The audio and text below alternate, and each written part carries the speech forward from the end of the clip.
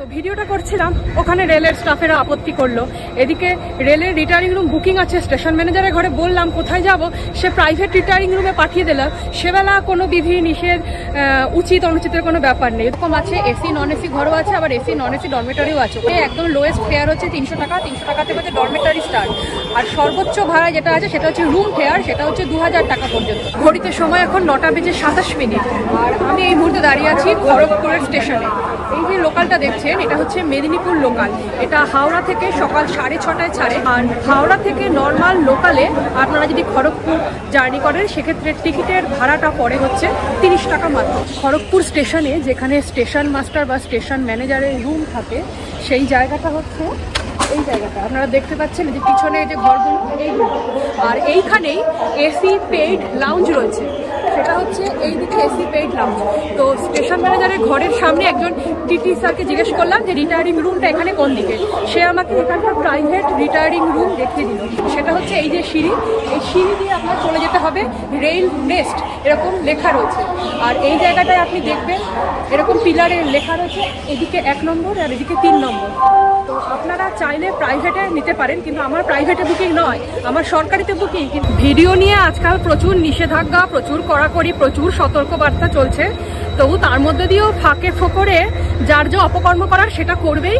সরকার, প্রশাসন, আইন কেউ কিছু আটকাতে পারবে বলে আমি মনে করি না। তো ভিডিওটা করছিলাম, ওখানে রেলের স্টাফেরা আপত্তি করলো। এটা কি ভিডিও করার জায়গা? মানে যাই হোক, একটু পোস্টে থাকলে যা হয়, একটু কলার দেখালো। যাই হোক, আমি ওখান থেকে চলে এলাম। ওইটা ছিল খড়গপুরের 3 নম্বর প্ল্যাটফর্ম।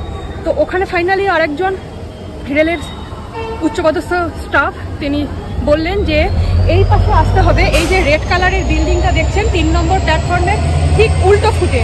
খড়গপুরে এর আগে আপনাদের ওই বার্ডস নেস্ট করে যে রিটায়ারিং রুমটা দেখালাম, ওটা সম্পূর্ণ প্রাইভেট। আর ওখানে ঘর বা ডরমেটরি সব রকম আছে, এসি নন এসি ঘরও আছে, আবার এসি নন এসি ডরমেটরিও আছে। ওখানে কাউন্টারের যে স্টাফ, সে আমাকে এরকমটাই বললো। এবং ভাড়ার ব্যাপারটা আমি জিজ্ঞেস করলাম, ওখানে একদম লোয়েস্ট ফেয়ার হচ্ছে 300 টাকা, 300 টাকা থেকে হচ্ছে ডরমেটরি স্টার্ট। আর সর্বোচ্চ ভাড়া যেটা আছে সেটা হচ্ছে রুম ফেয়ার, সেটা হচ্ছে 2000 টাকা পর্যন্ত। তবে ডিটেল ভাড়া কোন স্লটে কত টাকা কি ভাড়া সেসব আমাকে কিছু বললো না। বললো যখন আসবেন তখন বলবো। এরকম আছে ঠিক যেরকম রেলের বুকিংগুলো হয়, ঠিক সেরকমভাবে 12 ঘন্টা 24 ঘন্টা স্লট অনুযায়ী ওখানেও আপনারা অন স্পটে এসে বুকিং করতে পারবেন। খড়গপুর স্টেশনের মেইন এন্ট্রি এক্সিট পয়েন্ট 1 নম্বর প্ল্যাটফর্মের দিকে যেখানে রয়েছে, সেখানে আপনারা এরকম বুকিং কাউন্টার বা রিজার্ভেশন কাউন্টার পেয়ে যাবেন। আর উপরে এখানে সমস্ত ট্রেনের টাইমিং, কোন প্ল্যাটফর্মে কোন ট্রেন আসছে যাচ্ছে, সেই সমস্ত ডিটেলস এখানে লেখা থাকে। রিজার্ভেশন অফিসে এখানে এরকম কাউন্টার রয়েছে, যেখানে 4 নম্বর কাউন্টারে আপনারা কথা বলবেন। বলার পর আপনাদের যে স্লিপ রয়েছে রিজার্ভেশন কপি, এই যে আমার স্লিপটা রয়েছে, এইটা নিয়ে এই যে সিঁড়িটা দিয়ে আমি উপরে যাচ্ছি, এই সিঁড়িটা দিয়ে আপনারা উপরে চলে আসবেন। সিঁড়ি দিয়ে উঠে একটা অফিস রয়েছে, যেখানে আপনি কাগজ ভেরিফাই করবেন। আর খাতায় ওদের কিছু সই করতে হয়, কিছু ইনফরমেশন লিখতে হয়। লেখার পর এইরকম মাঝখানে লবি রয়েছে, লবি দিয়ে আপনি আপনার ঘরে চলে আসবেন, যে ঘর নাম্বারটা আপনার থাকবে। এখানে আপনারা আসার সময় টোটাল 8খানা ঘর দেখতে পারবেন, যার মধ্যে এই রুম নাম্বার 4 আজকে আমার বুকিংয়ে রয়েছে। এখানে আমার ঘর, মানে কাইন্ড অফ টাকা দিয়ে ঘরটা ভাড়া নিয়েছে। এখানে ভিডিও করলে আর কেউ কোনো আপত্তি করবে না। আবার জানি না, নতুন নিয়ম হয়তো বাইরে কান পেতে শুনলো, তোর ভিডিও করছো, দরজা নক করতে শুরু করে দিল। কোনো না কোনো একদিন এমন দিনও আসবে।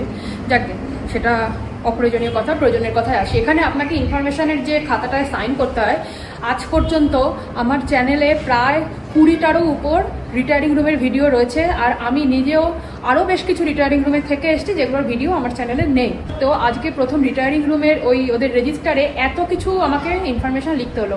আপনার নাম লিখতে হচ্ছে, আপনার ফুল অ্যাড্রেস লিখতে হচ্ছে, ফোন নাম্বার লিখতে হচ্ছে, আপনার TNR নাম্বার লিখতে হচ্ছে।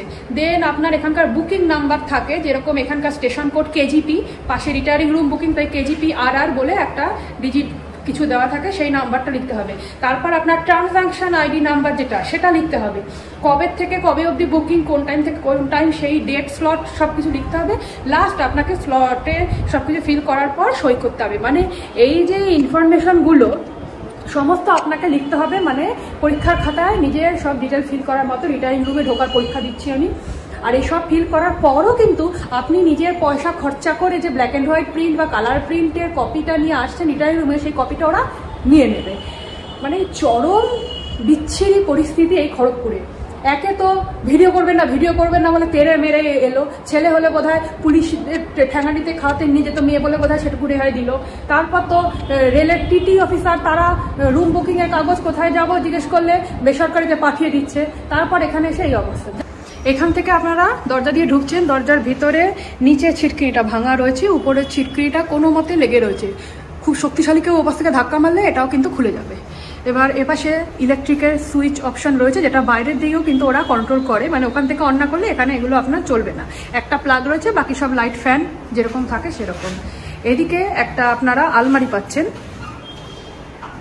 এইটা হচ্ছে আলমারির কন্ডিশন, যেখানে তাক বেঁকে গেছে, ভেঙে গেছে। আর এইদিকে হচ্ছে একটা নোংরা ড্রেসিং টেবিল, মিরর এসব রয়েছে। উপরটা একটা লোক দেখানো ফল সিলিং রয়েছে, যার মধ্যে দুটো ফ্যান ঝুলছে।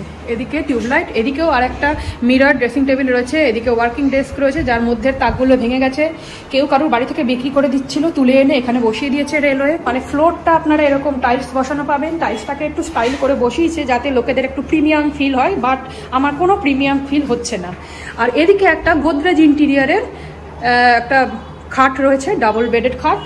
দেখার মধ্যে শুধু খাটটাই আছে, যেটা অনেকটা বড় সড়ো। আর এই বেডশিটগুলো আমার সামনে এরা পাল্টে দিয়ে গেল।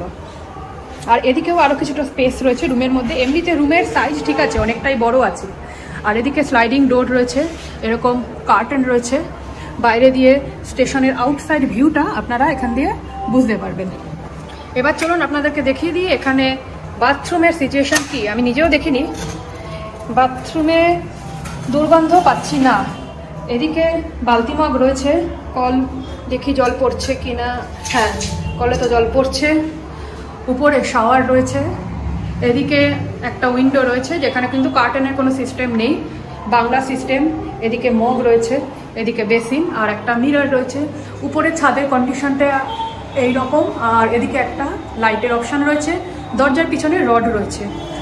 এখানে 3 রকম ফেসিলিটি আছে। ফার্স্ট হচ্ছে আপনার ডরমেটরি রয়েছে, আর একটা রয়েছে এসি রুমের ফেসিলিটি, একটা নন এসি রুম। টোটাল 8টা রুম রয়েছে। যে ব্যালকনিটা দিয়ে আপনারা, ব্যালকনি না, লবি দিয়ে আপনারা আসছেন আপনাদের রুমে, সেখানে টোটাল দুপাশে 8টা রুম রয়েছে, যার মধ্যে 1 আর 2 এই দুটো রুম এসি রুম। বাদ বাকি 3 থেকে 6 এই রুমগুলো নন এসি, যার মধ্যে আমার 4 নম্বর রুমে বুকিং রয়েছে।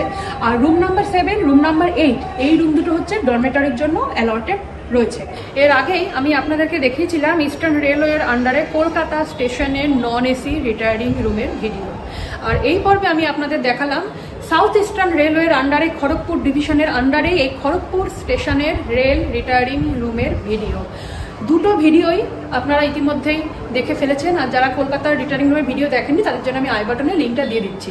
আর এই ভিডিওটা দেখে আপনাদের কার কি মনে হলো আমাকে কমেন্টে অবশ্যই জানাতে পারেন।